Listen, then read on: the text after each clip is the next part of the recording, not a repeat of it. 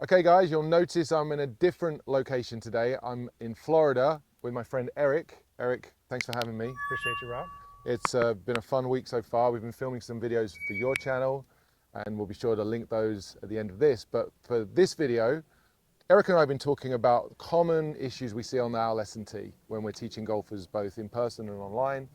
What are some of the major problems we see, key problems and common drills that we have to teach?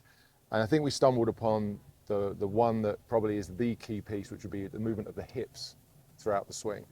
So we're going to talk about that today and share a good drill and a good way for you to practice this in order to help you improve your contact. So Eric, you were saying, if you want to step in here and Yep. set up to the ball, one of the things you were talking about was how you monitor the movement of the hips in the swing when you're filming it. Do you want to just run through that? Yeah, so the main objective, or where I find I'm spending a lot of time in my in-person and online lessons, is teaching golfers to have their hips move more towards the target and or less away from the target. Yeah. Really at all parts in the swing. And so when I'm guiding someone through this, Rob, the mistakes that I see often, and when I say often, I mean 70-80% of the time at least, would be the golfers have their hips typically too far away from the target to start, Yeah. even at the setup. Yeah. Some combination of too far away from the target during the backswing, Yeah. and then not forward enough on the way down. And how I would define that, like a simple way to look at that on video, anytime I'm looking at a swing, I would always draw lines up the side of the legs of the player. I'd like to see the belt buckle as a reference at minimum in the middle of the ankles. Let's say I'm hitting an 8-iron here, but I would lean towards that being 1 or 2 inches forward towards the target. Yeah. I have a lot of golfers who have their hips back at setup. Yeah. So I like to have them forward. And then relative to those lines, I like to I would never allow the right hip to go to the right of that line that we started on.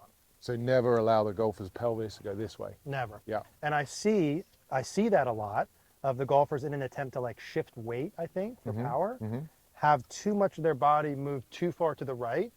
And then them trying to organize that on the way down and consistently hit the ball solid is typically a bit chaotic. Yeah, 100%. Just for clarity, what's the benefit of having the weight more forward? Why is that a good thing? Yeah, so, and this is something that I've shifted my perspective on over years. We talked a little bit like my thoughts on this 10 years ago versus over the past couple of years, watching guys like you and Steve and Andy. I just see the players hit the ball consistently more solid when they have the hips more forward. Yeah. And I maybe in the beginning might have been a bit nervous about having people start more forward, but now I wouldn't be shy about that. And the golfers that I see who get the hips more forward on the way down, hit the ball the most consistently solid, specifically their ability to hit ball first, ground second, and move the low point forward would be the main priority. I would say, we were talking off camera about this, I think one of the defining movements of good players is that movement of the pelvis more towards the target sooner and for longer in good players versus poorer players. That movement of the pelvis being forward rather than back. Yeah. And I think you made a great point there. A lot of golfers who either start with too much weight on their trail side for whatever reason, or they shift too much to their trail side for whatever reason. And sometimes it's intentional. So if you're watching and you think you're supposed to do that, I think it's fair to say you really don't. And there's plenty of examples of the best players in the world. In fact, I would say the best player in the world currently in the men's game, Scotty Scheffler, has zero shift in the backswing and has the largest pelvic sway in the downswing moving towards the target. And I'm not saying that makes him the best golfer in the world, but I think it's a huge part of why he's an incredible ball striker. And that would funnel down, Rob, in like, obviously we see the best players do it. I see those same correlations from a 20 handicap to a 10 handicap, a 10 to a 5 to a 0. Yeah. Is just simply put, we could measure it, you could see it on video. You could. My best ball strikers have the hips more forward throughout the setup, the backswing, and the downswing. Yeah. And so a big part of this, like relative to those lines at the setup, is starting correct, right, at or forward, staying correct, which is like minimizing this way. I would tell the golfer, Rob, like when you draw that line up the hip or put an object here, that you want to create a little bit of space between that trail hip and the object. Yes. And then throughout the entire downswing, we're trying to get farther and farther and farther and farther away from that as I get them to push their hips more forward. I spend so much time with golfers and help them hit the ball better by changing the setup piece, hips more forward, changing the backswing piece, hips more forward or less away from the target. Yeah. And then like really getting them to be okay with pushing them forward in the follow through. How many people do you teach to have the weight too far forward? Oh, close to zero. Close to zero. Yeah. So there's a good message. Yeah. Should we use a little, you talked about the right hip and putting something against it. I like the feeling of the trail hip moving back behind the golfer almost to the midline. Can we do that exercise? Yeah, absolutely. So if I was to, and I'd often do this in a lesson, I'd hold a shaft just against the trail hip, and I'd say to someone, you know, make sure in the backswing you don't touch this, and if anything, you move slightly away from it. Yeah, so from this side, you would see like the gap, Increasing. right? And maybe even if we do it from this side so they can see from here, I can use this stick on the ground, Yeah. sort of the back of my belt. So the midline is the center of Eric's pelvis, and his right hip is moving towards that line. Yeah, so this would be what I want the golfer to do. Correct. Right? The air here, you can see like the belt line moving too far to the right, either at setup, and I keep bringing that up because I see that a lot, started too far back, and then it would move too far to the right on the way back. Mm-hmm. Now, like, can some golfers take that and go forward enough and hit it? You know, some can. Can they do it consistently? Would I recommend it? Definitely not. Definitely not. Yeah. One more time on that drill. I love Yeah. it with the rear posterior camera view. Also the spine. Notice how Eric's spine actually moves towards the target in the backswing. Because the spine's in the back of his torso, the spine actually gets closer to the target. And I think there's a lot of golfers who think they're supposed to shift that behind the ball, whether that's with an iron, and oftentimes definitely think they're supposed to do that with a driver, right? So Yeah. improving your ball striking happens very, very quickly if you organize the weight, the location of the weight in the backswing correctly, and then you can move it more forwards, earlier, faster, longer. Totally. Why don't I hit one just to demo? Let's do it. So I'm trying to get my setup here where my hips, I like to feel like my belt buckle's about 1 inch is what I feel like towards my left. So I feel in my feet probably, 55, 60 on my left is my feel, Yeah.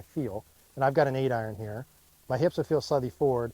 I'm feeling like my right hip is turning around me from here. And then I'm pushing my, if we reference those lines again, Yeah. I'm trying to push my belt buckle on the way through, like break the wall. Yeah. Break the wall on the way through is what I'm imagining. That's a good description. You really can't do it too much, as we've already said. So if you're watching yourself try and do this, try and maximize it to begin with. Get those Yeah. hips as far forward as you can. And there's a little bit of an overdraw that I hit there, but like that shot I hit very solid. I would have hit ball first, ground second, and I would have been able to demonstrate that my hips went forward. And just to your point before, it's funny, how many golfers do you teach with the weight too far forward? Effectively zero. And any player who I would look at who like really gets their hips forward early, and like if they were to overdo something, those are the better players. Yeah. And maybe if we just define before we finish this video, just very quickly, because you said something earlier about people's reluctance to get the weight forward when they hear stack and tilt. Sometimes they think they're reluctant, they think it's too much. I asked you a question where I said, how many golfers have their weight too far forward? You said pretty much zero, and I would tend to agree, but we're talking about the pelvis. Where golfers get the weight forward wrong is they move the upper center too far forward. So Yeah. I see people trying to keep their weight forward and actually moving the upper center too far forward. That becomes problematic. And actually, if you look at Eric from the front view, you'll see how his sternum, the buttons on his shirt are in front of his belt buckle, and hopefully nobody's telling you to do that. So I see some players get the weight forward piece wrong. You cannot move your pelvis too far forward, really. I really don't see that ever being a problem. Yeah. But you could move your head too far forward. So you made a great point there as you demonstrated that of pushing the hips forward, not the head moving forward. Yeah, I love it. I'm going to do one more, see if I can do that again here. So set up good, right hip behind me. And then if I've got that wall there, I'm imagining the right hip behind me. Yeah. And then the right hip working away from that on the way down and through. I often use, Rob, like I mean, you could use a lot of golfers, but a video of Tommy Fleetwood, I got a good one, where if you draw the line up the hip and the leg and how far forward of that, like the first time I saw it, I was amazed by it.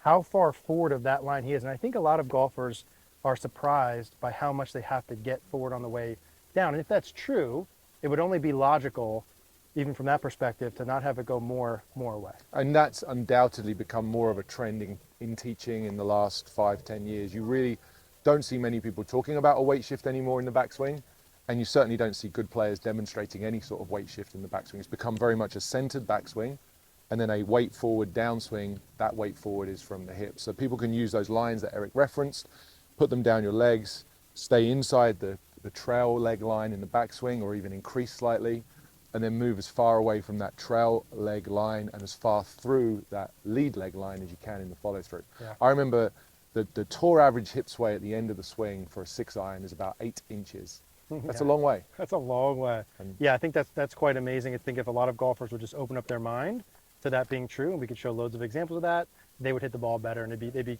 pretty quick to trust it. yeah. Guys, thanks for watching. Hope that tip's helpful. Eric's channel is amazing. I'm sure you've already seen it, but if you haven't, I'll link it down in the description. Please check out his videos. Please check out the videos that we did together. I'll link those here as well. Eric, thanks for having me. Thanks, Rob. Appreciate you, man. Love to be back soon, and thanks for watching.